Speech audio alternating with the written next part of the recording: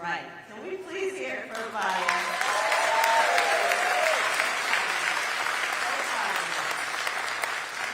Well, good afternoon, Greenville. It is wonderful to be back. Thank you all on this holiday. Could be doing so many other things, and that you decided to visit with us this afternoon means the world to me. So thank you all for your time. Thank you, thank you, thank you. It's good to be with you. So I'm going to get right into it and share with you a couple of my thoughts and observations about what's going on in our country right now. And then I'm going to pass around this mic because I would really love to hear from you. So let's just get started. Let's get started. So I think we all know there is a lot at stake in this election. There is a lot at stake. Bishop, it's good to see you. And it's a moment that we must look in the mirror and ask ourselves, who are we? We know the answer is that we are better than this, but it is a moment to fight. It's a moment to fight. This is a moment for us to fight for our very identity as a nation. It's a moment for us to fight for our rule of law. A moment to fight for our system of justice. And a moment to fight for our very democracy. And so fight we will. We're prepared to do that. But the next question then becomes, after we declare, yes, we are prepared, willing, and able, how are we going to win?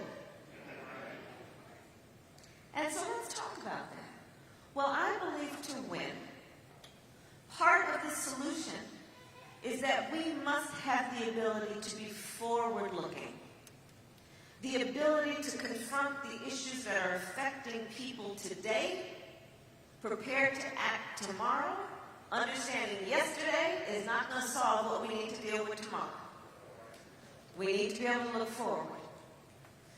To win, we have to recognize that we are up against some very powerful forces that have been trying to sow hate and division among us. Those who have been trying to get us to point fingers at each other, to turn on each other. And so this is a moment for us to fight against that, knowing in our hearts and our souls that in the beauty of the diversity of who we are as a nation, the vast majority of us have so much more in common than what separates us. We have to know that. We have to know that. We have to know that and let that fuel us. And to win, we will need as our nominee someone who can stand on that debate stage and go toe-to-toe with Donald Trump. And Greenville, you're looking at her.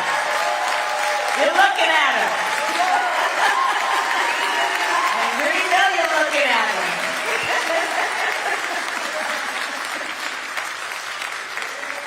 So that's what we got to do. And I'll tell you something. I have a career fighting. In fact, I'm born of fighters. My parents were active in the civil rights movement in the 1960s. My sister and I joked, we grew up surrounded by a bunch of adults who spent full time marching and shouting for justice.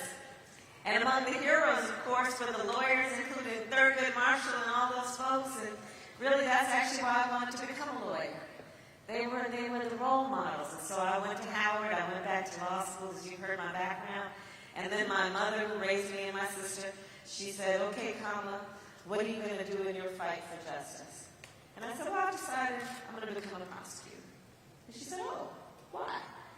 And I said, well, one, I know that it is a system, our criminal justice system, that is supposed to be a voice for the most voiceless and vulnerable, and I want to do that. But I also know how this system has often resulted in injustice. And I want to be able to go on the inside where I need to ask permission to make the decisions that are needed to reform that system.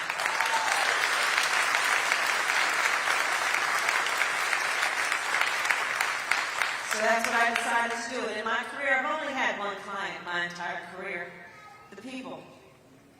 I've never represented a corporation. I've never represented a special interest. Had one client. And so on the first day, after I got out of law school and started working, I entered the Alameda County District Attorney's Office that Earl Warren once ran years before. And I walked into a courtroom and spoke these 5 words. Kamala Harris for the people.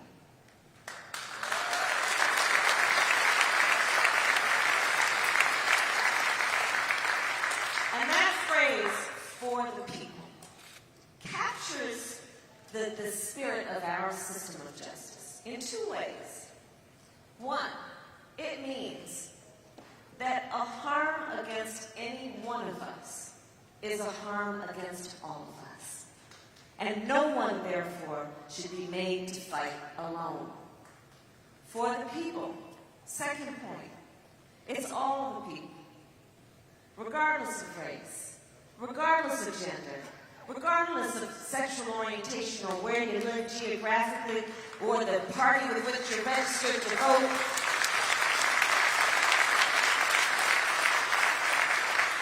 Regardless of the language your grandmother speaks, all the people. And so that's the work that I did. And for the people, and in the name of the people, I started my career specializing on crimes affecting women and children, because I stood in that courtroom saying they must be given dignity and strength and justice without judgment. For the people, when I was the elected district attorney of San Francisco, meant saying that it was a failed war on drugs that led to America's shame of mass incarceration and needs to be reformed. And so I created one of the first in the nation programs focused on young people who are arrested for drugs and getting them jobs instead of putting them in jail. For the people, when I was the elected Attorney General of California, as the first woman, as the first person of color, where I ran the second largest Department of Justice in the United States, second only to the United States Department of Justice, meant taking on the 5 big banks of the United States that had been engaged in predatory lending practices that caused so many homeowners around our country to be foreclosed upon and lose their homes. I took on the pharmaceutical companies. I took on the big oil companies, and I won.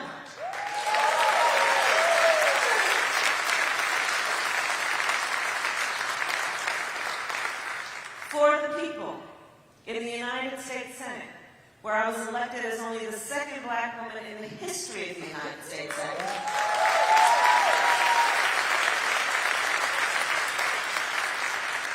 meant taking on Jeff Sessions and Bill Barr and Brett Kavanaugh.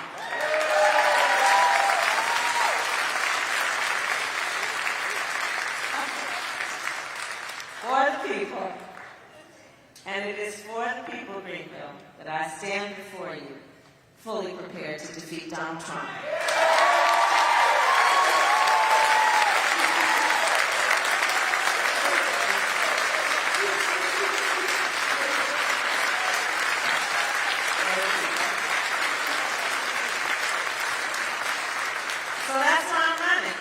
So that's why I'm running. And I do believe in 2020 that justice is on the ballot. Justice is on the ballot. And that's why I'm running. Because when in America there is a father, anywhere in South Carolina or in any state in our country, who will be sitting at his kitchen table tonight after midnight, when everybody else has gone to sleep, and he's trying to figure out how to get through the end of the month while he's working 2 jobs and paying more in taxes than the top 400 richest families in America, economic justice is on the ballot.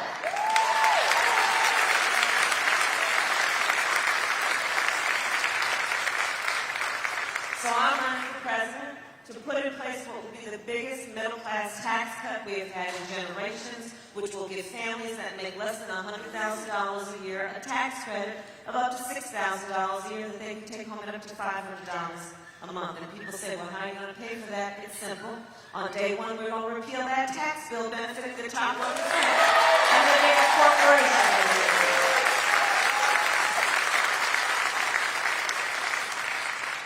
When in America, on any given day, here in Greenville or anywhere else, there is a mother who calls 911 because her child has an out-of-control fever. And they say, bring the child to the emergency room. So she drives to the hospital, She's sitting in the parking lot, looking at those sliding glass doors, but hesitates to go through those doors, even though she's got insurance, because she knows if she walks through those sliding glass doors, she'll be out of pocket a $1,000 to $4,000 deductible. Healthcare justice is on the ballot.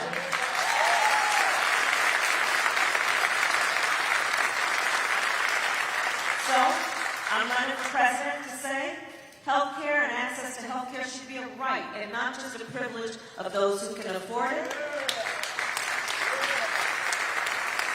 And I've got a Medicare for All plan that will bring down costs. It'll cover everyone, including people with pre-existing conditions. It'll extend coverage to include vision and dental and hearing aids.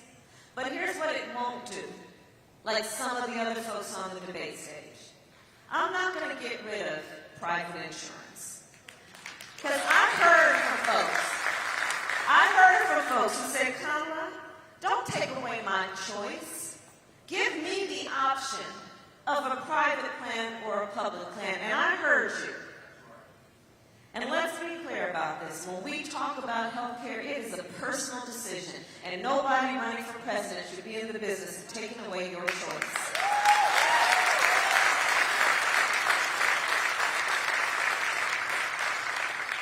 When in America, our children, and now I'm going to back up and say I was raised to understand that the children of a community are children of the community.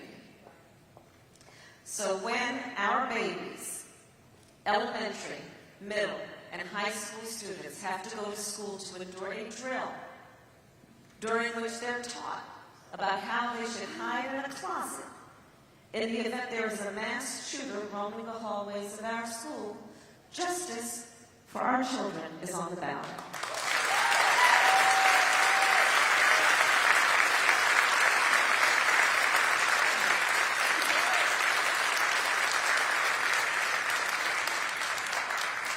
So I'm running for president to say it's about time that leaders have the courage to lead. And I am prepared, if the United States Congress does not act after we are elected, to take executive action, which is the difference between me and my friends on the debate stage. I will take executive action and put in place a comprehensive background check requirement and ban the importation of assault weapons and tactics. It is time to act. When in America, when right here in South Carolina, I have met more teachers who are working 2 and 3 jobs. When right here in South Carolina, last year alone, over 5,000 teachers left the profession because they could not afford to follow their calling to teach and put food on their own table. Educational justice is on the ballot.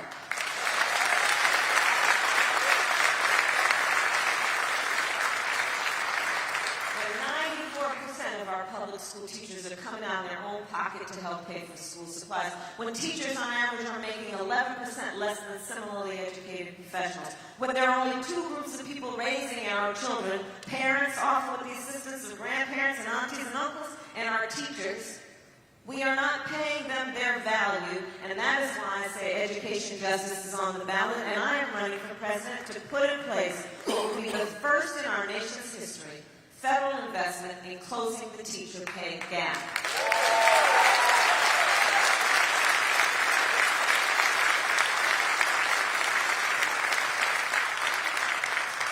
And in case she's listening, Betsy DeFonis,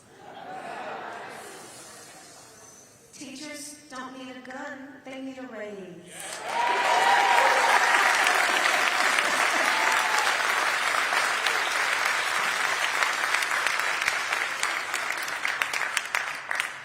When in America, we've had a policy that's been about putting babies in cages and separating children from their parents in the name of border security, when in fact what it is a human rights abuse being committed by the United States government. Justice for immigrants is on the ballot.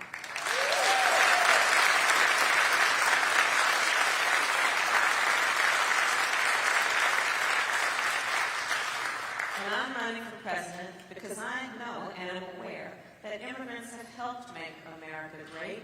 And somebody needs to remind Donald Trump that some of his closest relatives are immigrants too.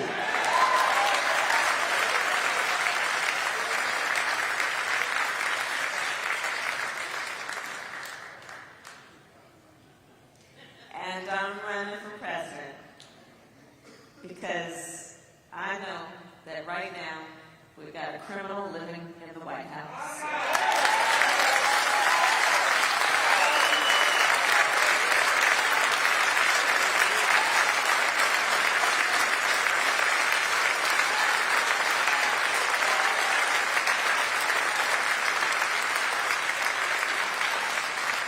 And here's the thing. That is the epitome of justice being on the ballot, because let's be clear about our justice system. Nobody is above the law, including the President of the United States.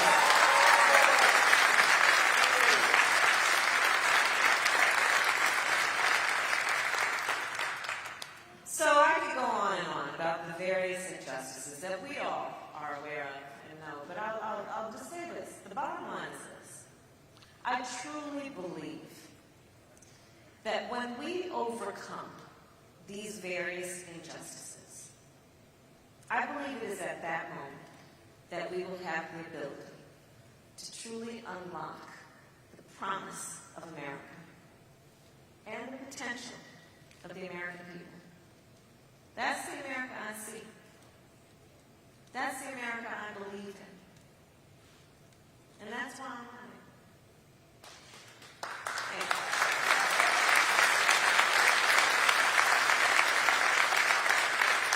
So one of the last things I do want to point out, though, is this. I've been senator, and I want to thank you for being here. I've been running now for about 10 months. I've been in this campaign about 10 months, so I've approached the point where, throughout, but certainly now, I'm just all about real talk. Don't want to waste anybody's time, right? So I do want to address a conversation that's been coming up in the course of the campaign, directed at my campaign. It's, the elephant in the room. Actually, I think it's more the donkey in the room. And it's a conversation about electability. So let's have that conversation. Let's have that conversation. So it goes something like this. Well, I don't know if America is ready for a woman, a black woman, a woman of color to be president of the United States. I'm ready, but I don't know if my neighbors are ready. Oh, maybe it's not your turn. Maybe it's not your time.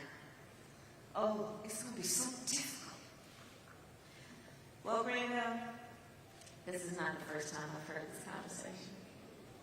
In fact, I've heard this conversation in every campaign I have, and now here's the operative word, one.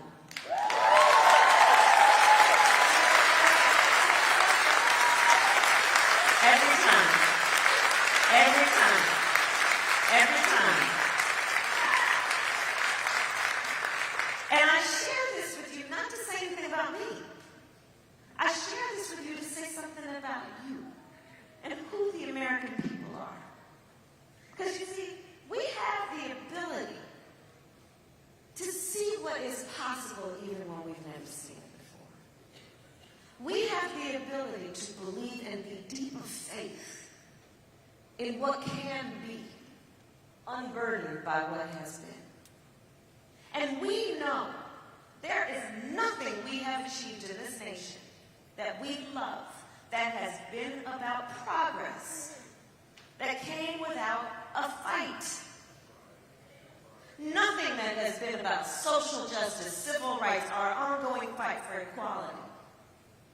Nothing came about without a fight, a good fight. We like a good fight. We're up for a good fight. We were born out of a good fight. Right? That's who we are. That's who we are. And so I'm just going to share with you one quick story, and I'm going to pass this microphone around. But to make that point about what we believe. So I'm spending a lot of time, but I am now thinking of and consider to be my second home, South Carolina. Ooh,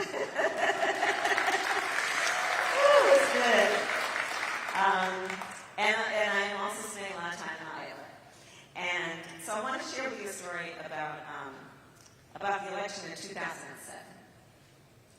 So I was in Iowa in the week between Christmas and New Year's in 2007 and the first days of January of 2008. And I was there campaigning for the caucuses on behalf of a certain senator from Illinois. So it was the night before the caucuses, and it was cold. For this California in particular, it was very cold. And I went to the campaign headquarters in Des Moines, and I said, hey, anything else needs to be done before, everything closes up tonight? And he said, Kamala, there's a senior center, a residential African-American senior center, Corinthian Gardens is the name. And can you go? Nobody's gone there yet. And I said, of course. So I went. And I started knocking on the residential homes. So I started knocking on the doors, and invariably I'd knock on the door, and some lady would answer and say, oh, baby, come on in. Are you hungry? You look a little skinny, And then I knocked on this one door. And the lady who answered, the chain was on the door. And the lady who answered, petite lady, well into her 80s, with a perfectly coiffed wig, perfect makeup, this elegant outfit on. Now, she wasn't expecting anybody. So I got off the side and I said, hi, I'm Kamala Harris. I'm here for the caucuses. Will you come out tomorrow? It's going to be a special day. And she looked at me with a straight face and she said, they're not going to let him win. And then I saw what I was looking at, which is this lady in all of her 85 plus years of life, and what she has witnessed and experienced in terms of indignity and injustice. And at this phase of her life, she wasn't about to invite another disappointment on herself. And so I looked at her and I said to myself, well, I'm not leaving here. And so I kept talking with her, and she kept talking with me. She opened that door a little bit more. Never took that chain off that door. And guess who showed up at the caucuses the next night? And guess who won? And that's what I'm talking about. Our ability to believe in what is possible. And then we make it happen. And our belief in this election is about an America where everybody has health care without regard to cost. Our belief is an America where our babies can go to school and feel safe. Our belief in our America is about the fact that people should only have to work one job to have a roof over their head to be able to put food on the table. And our belief, and the America I believe in, is an America where when we greet a perfect stranger, in their face, we see a neighbor. That's the America I believe in. And so that's why I'm running, and I thank you all very much for being here.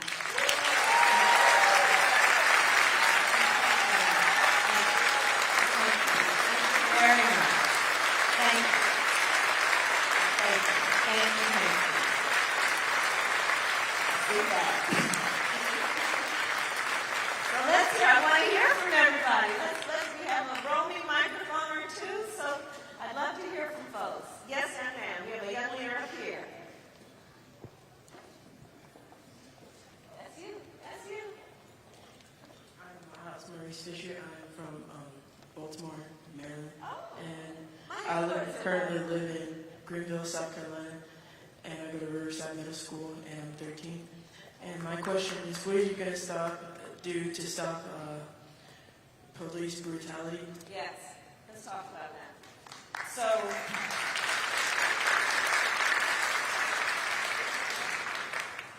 when a woman by the name of Tatiana cannot sit in her house shot because apparently being black is probable cause to be shot in your own home. Criminal justice is on the ballot in 2020. When our young leaders and a young man who is 13 years old has to ask this question, because from the day he was born, his family has worried about his health and well-being from the moment he set foot on this earth, where his mother or father or grandparents looked at that baby concerned about whether that baby's body would be safe in America.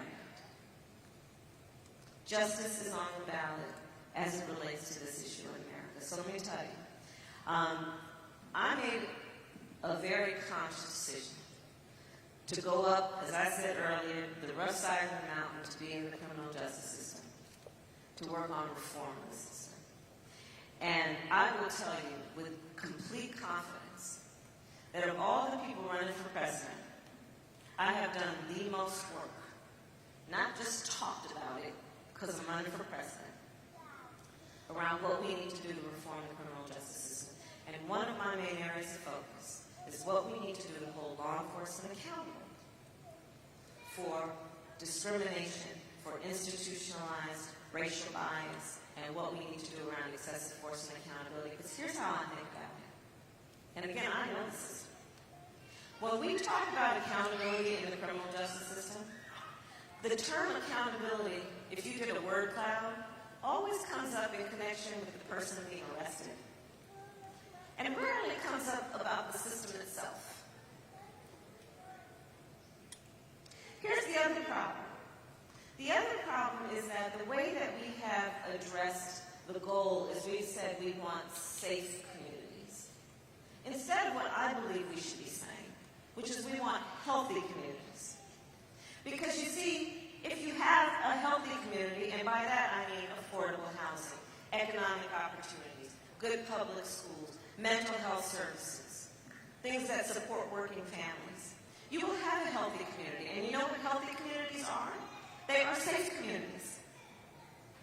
So instead of saying the goal is safe communities and then the response from government being, well, the way to do that is put more police on the street. If we're clear that the goal is to ultimately get there, but if you get there by having healthy communities, then it will be about putting resources in the community that are about uplifting the community. On the issue specifically about accountability, I want you to visit my website, okay, kamalaharris.org, and I have a very detailed plan that includes what we need to do around accountability for law enforcement. In particular, there's one thing that's very specific, which is that right now the standard for accountability when someone is shot is to ask, was it reasonable? I'm going to change the standard to ask, was it necessary? And in that way, we change the approach in terms of accountability for everyone when we're talking about the issue that you raised. So I thank you, young man, and thank you for being a young leader and for being here today. Thank you.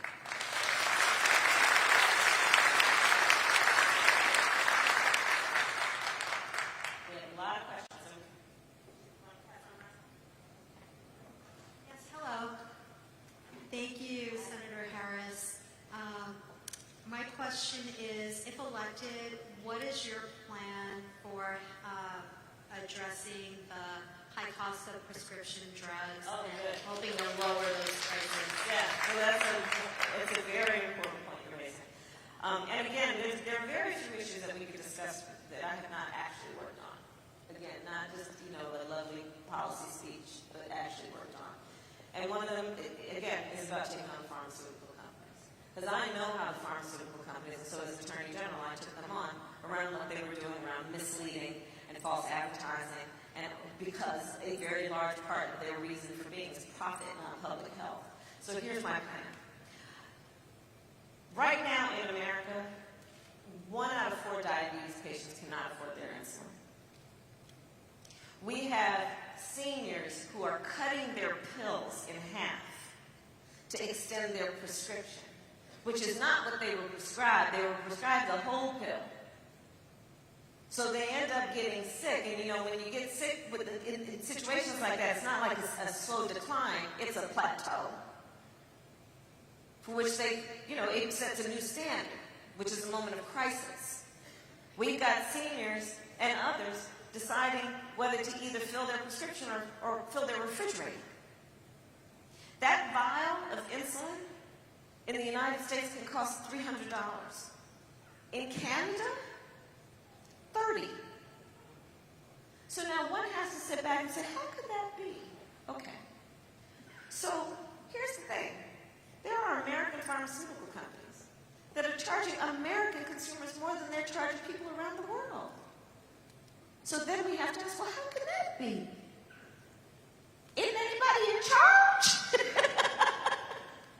Well, the people supposedly in charge in Washington, D.C. are filling their back pockets with that special interest money and not having the courage to take on the pharmaceutical industry, which is such a powerful lobby force in Washington. Well, I've taken them on before, and I'm going to take them on again, and I'm going to tell you how. With your help, we're getting elected. I look forward to assembling a cabinet, and the Secretary of Health and Human Services will have my authority to set fair prices for prescription drugs based on what is essentially the average of the cost that anybody around the world is being charged for that same drug.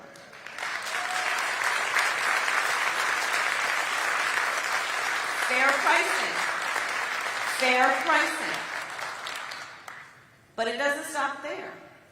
Your taxpayer dollars, federal money, has gone into a large part of the research and development of pharmaceutical drugs.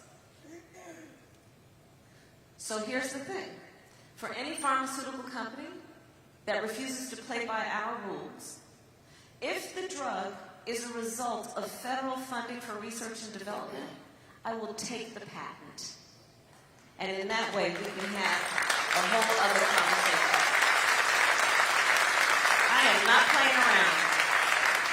I'm not playing around. It is one of the biggest drivers of healthcare in America, or the cost of pharmaceutical prescriptions. And so we need to rein it in. So I appreciate you asking the question.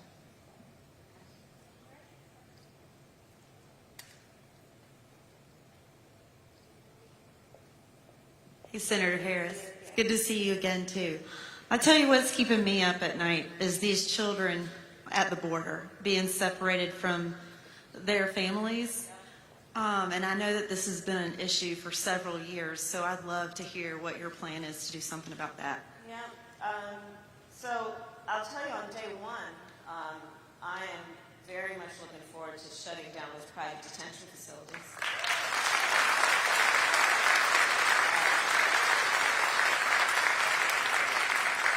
And by the way, the private prisons as well. Because here's the thing. The business model is for some human beings to profit off the incarceration of other human beings. Nobody should be profiting off somebody's incarceration. And in the facilities you're talking about, the incarceration of children. After the first debate in the presidential race, which was in Miami, I was in Florida anyway, so I drove down to a place in Florida called Homestead. In Homestead, Florida, your taxpayer dollars have paid for a private detention facility that at the time, and I'm sure currently, houses 2,700 children. So we went there, a couple of us went there, asked to come and see inside the facility. They would not deny members of Congress entrance.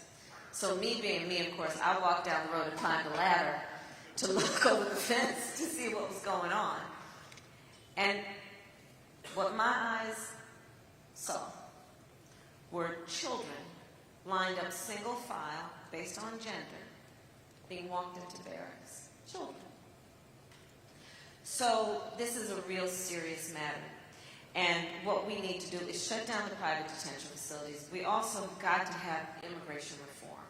And that is a comprehensive immigration reform with a pathway towards citizenship. But on first day one, get those babies out of those cages.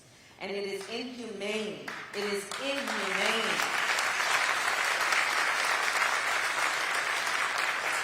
And I just want to add to it one point. You know, as with any public policy, I think it's always really important, and this is part of what's wrong with our country today.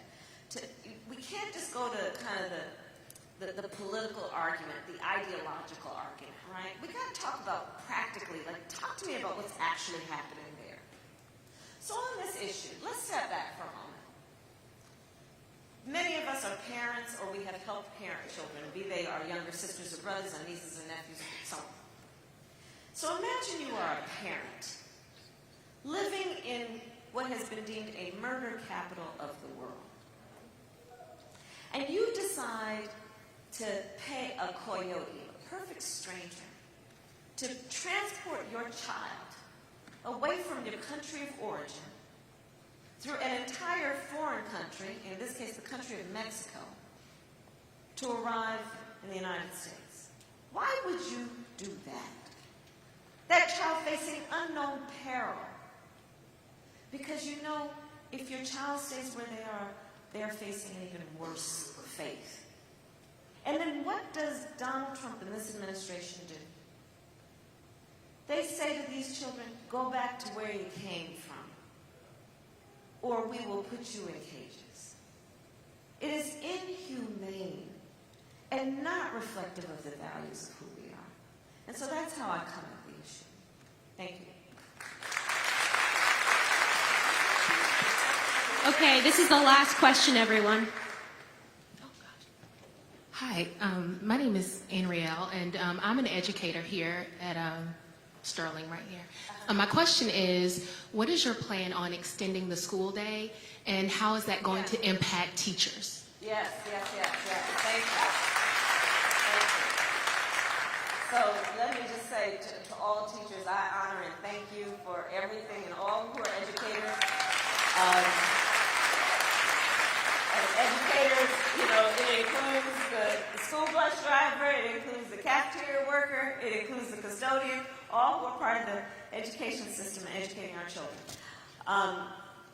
So I rolled out this plan recently. So let me give you the background.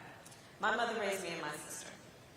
And it was not often, it was normal, the case was normally that we would come home from school before my mother would come home from work.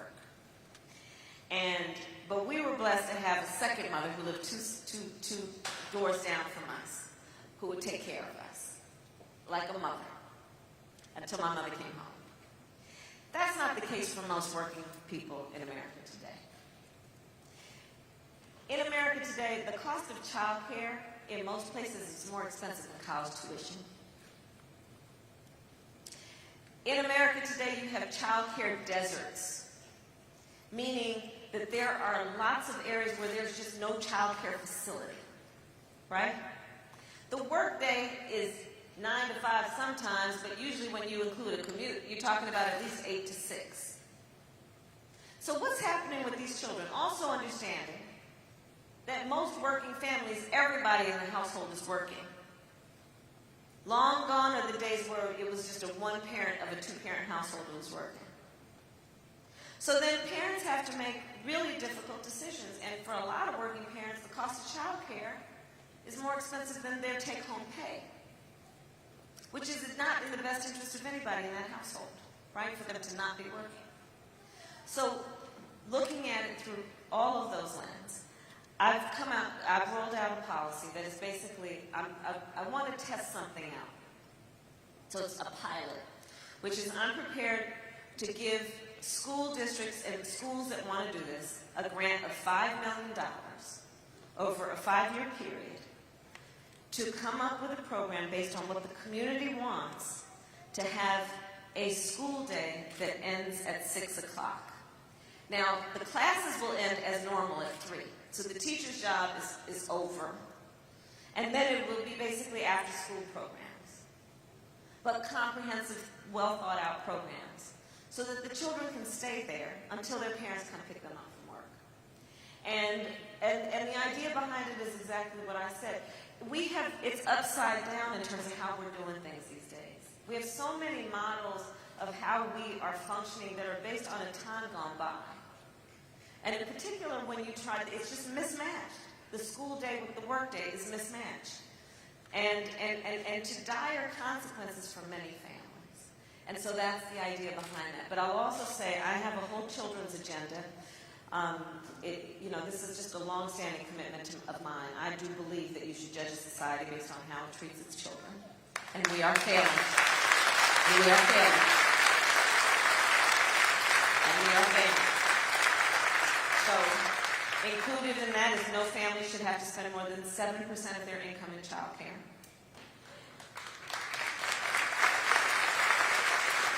And what we need to do around paid family leave, because again, let's talk about how things in America have changed. Part of what has changed in America is, it was once the case in America that people would get married right out of high school and have families starting at a very early age. That's not the case. Now the norm is 30s, even into their 40s. What does that mean for those parents who are raising young children?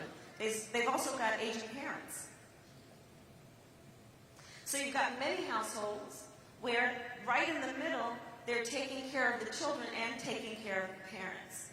That requires a lot of time, and often time missed from work, to take care of the sick child or a parent that needs to go to the hospital. So it's also about paid family leave. So I invite you to look at my paid family leave. That is basically about 6 months paid leave for every 2 years. And we've done the numbers on it. You actually, you can look at, for example, women and men in the workforce with paid family leave. You actually get a greater return on investment, because just think about it, the cost of people quitting their jobs is more expensive than allowing people that time. What are the other? I'll just give you one more example of something that's an outdated way of doing business. Attaching healthcare to employer. Okay, let me tell you why that's outdated. So there was once a time where people would graduate high school and college, and they go work someplace, and that'd be the place from which they retired. Well, that's no longer the case. People these days, the reality is that over the next 15 years, up to 40% of the jobs that currently exist may no longer exist. What does that mean? In America today, this is why people are rightly so frustrated. Folks are getting laid off in their 50s. And when you get laid off, you don't have health insurance. So my health care plan decouples health insurance from your employer. So that, one, you don't have to stay at a bad job if you don't like it, just to keep the health insurance, but also so that if you lose that job, you don't lose your health coverage. But there's another reason. Because also, when you talk to people in their 20s these days, they will tell you working somewhere 2 years is a long time. They're moving around, right? Look at all the 20-year-olds laughing, right? So we also want to decouple insurance and coverage from the employer for that reason as well. So this is, when I said at the earliest point about what we need to win and that we need to be able to see and look at the future, these are the things that I have in mind. Our government and its leaders need to be relevant in the lives of the American people.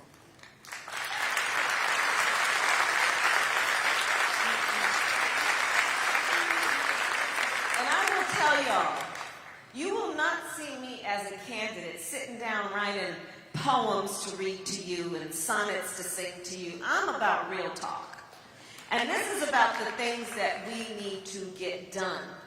And I know when we get these things done, it will be reflective of the America we believe in, and it will also be transformative in the real lives that real people are living every day. And that's why I'm running. I thank you all so very much.